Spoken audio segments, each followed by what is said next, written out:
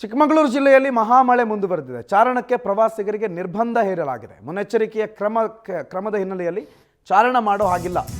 ಚಾರಣ ಅಂತಂದರೆ ಟ್ರೆಕ್ಕಿಂಗ್ ಅಂದ್ಕೊಂಡು ಪರಿಸರವನ್ನು ನಾಶ ಮಾಡುವ ಒಂದು ಚಟ ಏನಿದೆ ಅದಕ್ಕೆ ಚಾರಣ ಅಂತ ಹೇಳ್ತಾರೆ.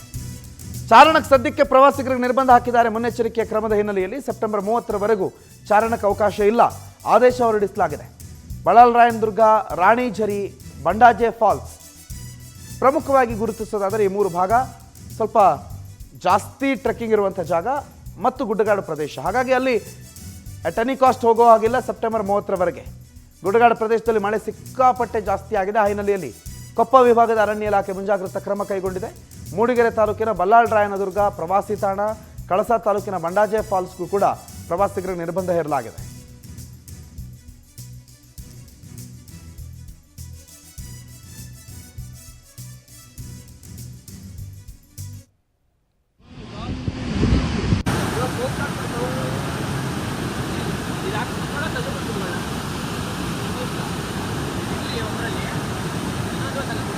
ಒಂದು ಸ್ವಲ್ಪ ಸೈಡ್ ಬನ್ನಿ